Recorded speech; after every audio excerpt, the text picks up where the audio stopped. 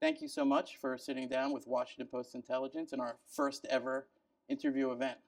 Well, thanks so much, Josh, for having me. It's a great honor. We live in interesting times. We do.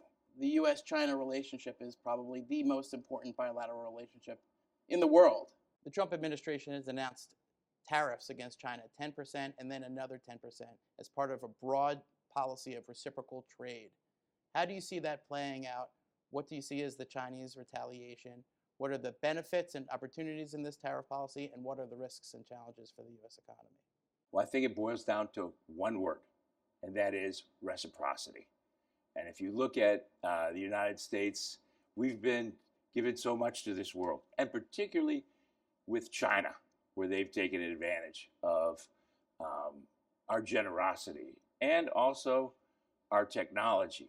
And I believe in fair trade, but these guys don't play by the rules. So, if you're a CEO, Josh, and you have a competitor that can use slave labor, doesn't have to obey the law, can steal your intellectual property, can use these cheap coal-fired power plants, all that stuff, you're going to lose every time. And so we've got to do something about that, because it's no longer a free market. It's a fool's market. How do you see these tariffs, retaliatory tariffs, playing out? Do you think that there'll be a negotiation? Do you see a phase 2 trade deal in the offing? Do you think this is just a tactic that President Trump is using to pressure the Chinese to get to the negotiating table? And if so, will it work? Well, I don't think there's any doubt that it's a key strategic weapon when it comes to negotiate. And he does want to have the Chinese elicit a response. And if you look at the Chinese, that's one of the things that I looked at when I came in as Undersecretary of State. I said, let's go back and look at the past 40 deals that we've done with China. And let's see how many of those they've honored. They honored absolutely zero when it wasn't to their advantage. So if you're from the Chinese standpoint and you look at it as, hey, so I'm doing a deal and I'm signing this agreement with the U.S., well, we know they're going to honor it, but we don't have to. So the tariffs is actually a way also is an enforcement mechanism. It's a punishment mechanism, and it's a very effective mechanism. Do you think that the risk of retaliatory tariffs and higher prices for consumers will prove to be a cost for the Trump administration's tariff strategy? And do you think that the Chinese are in a stronger position they are now than they were during the first Trump administration to both resist American tariffs and to make Americans feel the pain? Well, I think right now China's hurting, so this is an ideal time. In terms of the effect of those tariffs, it's been proven that it doesn't have that much of an inflationary effect. But if you look at it in the long term, the benefit, it drives a lot of onshoring, which drives a lot of jobs, which drives a lot of investment. So you want to look at the tariffs from a long-term standpoint, as you would in any business strategy or foreign policy strategy. Last month, the administration released a national security memorandum on outbound investment and inbound investment coming from and going to China. This builds upon the first Trump administration's efforts to clean up U.S. capital markets and prevent American investors from helping the Chinese companies that are building the machine that's pointed against us. Tell us about this memorandum. What's the history of it from when you were in government, and where are we today in terms of that fight? It is the best presidential memorandum that I've ever read. And it gets back to what we were doing in 2019 and 2020 with what we affectionately called our Clean Capital Markets campaign. And if you look at perhaps the most effective weapon we have against China's techno-economic aggression, it's our capital markets. And it's coveted because we have the most efficient capital markets in the world. And China's been taking advantage of that. And the average American citizen has been unknowingly investing in Chinese surveillance state, their military apparatus, their industrial base. It's almost like we've been funding them. If you look at this memorandum, there's a lot of interesting things in there. A big thing is CFIUS. So that's when a Chinese company wants to come over and invest or buy a U.S. company. And one of the little details in there is that it eliminates what was called the mitigation strategy. What happens is there's three choices. They want to invest in this high-tech company, and there were a lot that weren't. It was scary what they were investing. They were invested in grade schools. They were invested in fertility clinics, all kinds of things. And so you have three choices. The first one is, no, they just can't invest. The other one is, yes, they can invest. And then for these ones in the middle, it's kind of squishy. If you have a big group, you try to say, what's the mitigation strategy? So that means things like, okay, we'll let them invest, but we can put somebody on the board. We can do this, we can do that. And I'll never forget, it was a private company. And they said, all right, well, we'll do the mitigation thing, and we'll put guys on the board. And it was my first meeting. And I said, look, I don't know much about CFIUS, but I do know about private companies and high-tech companies. They said, so do you know, are they going to be on the compensation committee? Are they going to be on the governance committee? I go, I could tell you 23 ways that we could get around the Americans sitting on this board and just isolate these guys. And then we dropped it, the mitigation thing. So, and nobody's even checked to see if these mitigation strategies work, and they don't. So we need more protections. We need more protection. But there's a counter lobby in both parties in Washington pushing against these kinds of restrictions. They say that they'll stifle innovation. They say that they stifle the flow of free capital and put American investors at a disadvantage. How do you respond to those criticisms? Well, you know, these are companies that are putting profitability ahead of principles. And, you know, that's one of the things when I talk to the CEOs out in Silicon Valley, where we say corporate responsibility is social responsibility, it's also national security. You know, you look at companies like BlackRock. They have, I mean, they funded the Chinese military buildup.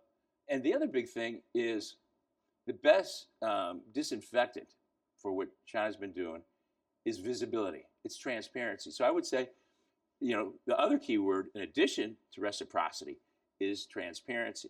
And so at the end of the administration, and it was my last press conference where we announced, you know, what we were doing in this whole clean capital markets campaign, we were showing how, you know, all these Chinese companies are buried in the MSCI index. You can't even see where they're at. And so this memorandum really addresses that head on. I remember in the first Trump administration, there was a huge effort to clean up our capital markets and their involvement with problematic Chinese companies. And then in the Biden administration, it kind of just fell to the side. It really did. And I'll tell you, one of the things that we really pushed for at the end, we weren't able to pull it off, is probably about 60% of American investors' money going to three companies, Chinese companies, Tencent, Alibaba, and Baidu. And they are the three most important companies to the Chinese AI military machine. And we wanted those guys off the American stock market. We weren't able to pull that off because you meet a lot of resistance. So when you look at the second Trump administration and you look at the different players, you have people on both sides of this issue. So how do you see it playing out? The Secretary of the Treasury is key. And when I see what Scott's doing, I really think he's the right guy for the job. You think Scott's best in the Treasury Secretary is a China hawk? I think he is. And I don't think there's ever been a Secretary of the Treasury that's been a China hawk. That's right. In the first Trump administration, one of your main efforts was to build a system of clean and trusted networks to prevent Chinese companies like Huawei from dominating the critical infrastructure of U.S. allies and partners abroad. In the Biden administration, that project was largely set aside. Can it be revived? Absolutely revivable, because one of what our objective was to create a model against Chinese techno-economic aggression. And if you remember back in those days, both sides of the aisle were banging the table because it looked like China, particularly Huawei, was going to take over all 5G in all these countries.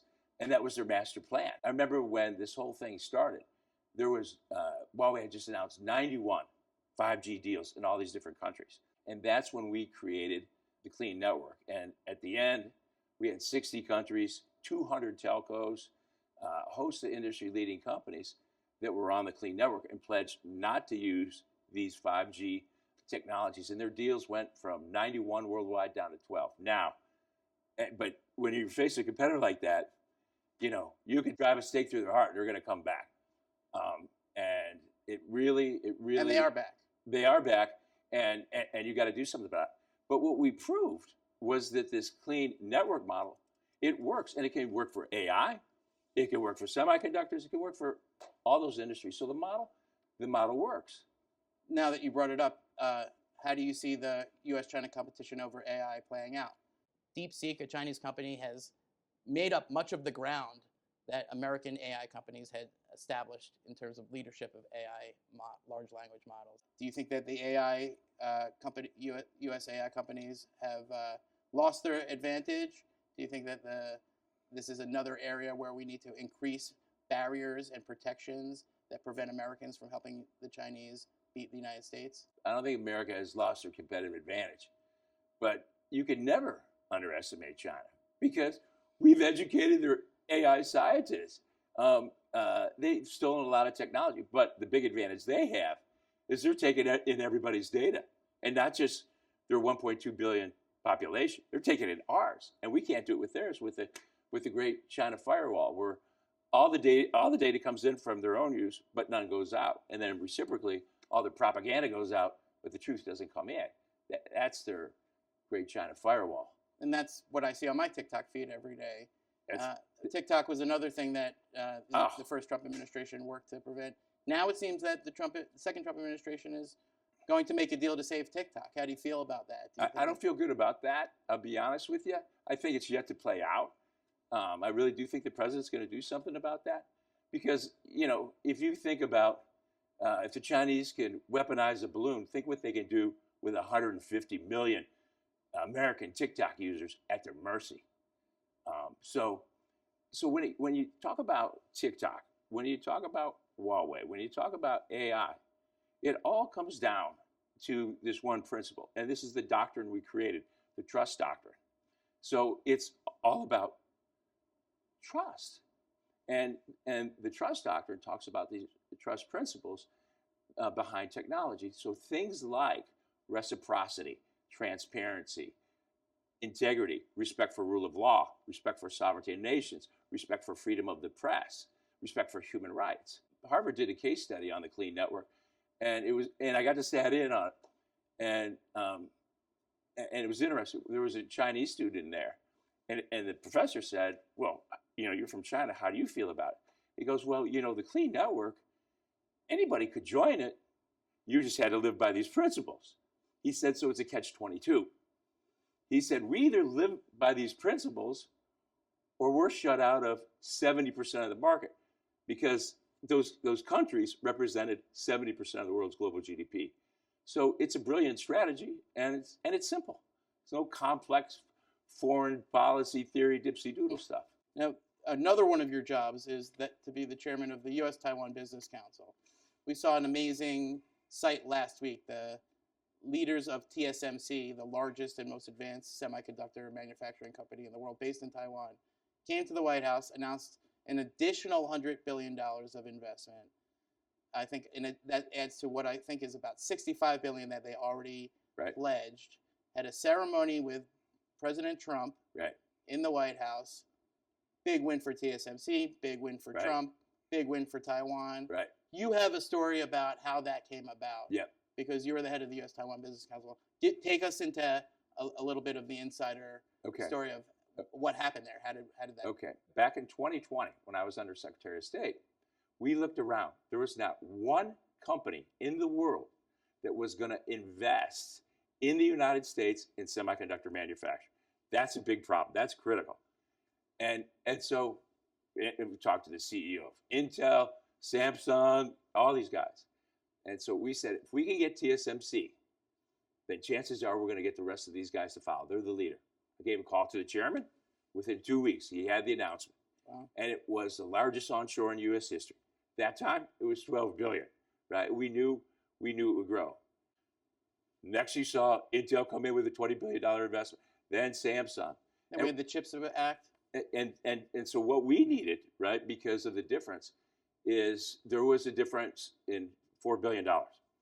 And when I was talking with the chairman, I said, look, I can't promise we're going to get that because it literally takes an act of Congress. So since then, now, and before this announcement, $350 billion of investment in the United States and jobs because of that onshoring of TSMC and the resulting legislation. So now this is another $100 billion. In the State of the Union address, President Trump said he wanted to get rid of the CHIPS Act and take all the money and put it to something else. What do you make of that? Well, I think however the president wants to do it, but the point is, look, we've got to invest in our high tech. Now, when we presented this to the different senators, what we said was, for every dollar the U.S. puts in R&D, you're going to get a 3-for-1 match from the private sector. So look, for the CHIPS part of the Chips and Science Act, something like 40 to 60 billion. Look at the investment, 500 billion. You get 10-for-1. Critics will say that the more barriers we put up for technology exports to China, the more we'll encourage Chinese domestic innovation, and eventually they'll out-innovate us because they have more resources and more people. Here's what I say on that. They're going to do it anyway. And General Secretary Xi stated, as publicly stated, he stated it like 6 years ago, we want to create our technology all on our own. And we don't want to be dependent on anybody. So they're thinking that right now. So that ship has sailed. That ship has sailed. So cut them off at the pass. Don't fund them. Don't give them exposure to technology, and be very careful about educating their people. And I think one of the big things that's really important is to do audits in companies and universities, because if I think of a company like Strider, they found 43 PLA gas in Los Alamos. Wow. I think maybe you wrote about that. I think I did. Okay, yeah. So broadly, how would you advise American businesses to navigate the U.S.-China relationship? We'll have a trade war. We might have a tariff war. We might have a tech war. There's a lot of uncertainty. What should American corporations do? How can they both protect their companies, their investors, and their customers? I wrote an article in Fortune magazine, I think it was 3 years ago, and it was all about develop your China contingency plan, right? This is the board saying to the CEO, develop that China contingency plan, because, most of these boards have their head in the sand on this, and this is a big issue. So one of the things that we did from that is we developed a whole strategy for the board and for the CEO, the different key aspects to look at. We did this all at the Krach Institute for Tech Diplomacy. So the number one thing is, first, in business, develop the plan. And the analogy we gave at the time was when Putin went into the Ukraine, all these big American companies pulled out of Russia. And it's like, if something happens with China, think about that one. That's a 10-for-1. So yeah, you better be prepared, and you got to do it now, and you got to execute it. And what does that mean? That means, finding other sources for raw materials, supply chains, markets, all of it? Yeah, so we broke it into 7 different functional areas. So one of those was your supply chain. One of them was financing. One of them was your market, if you're selling over there. All that kind of stuff. Now, the beauty is, when that, so the CEO presents to the board his China contingency plan. This is not like something you just vote on. This is just something the heads nod. That means it's good. And then once you have that plan, you actually begin to execute on it. So get going. There's a high sense of urgency. Thank you so much. Thank you, Josh. Appreciate it.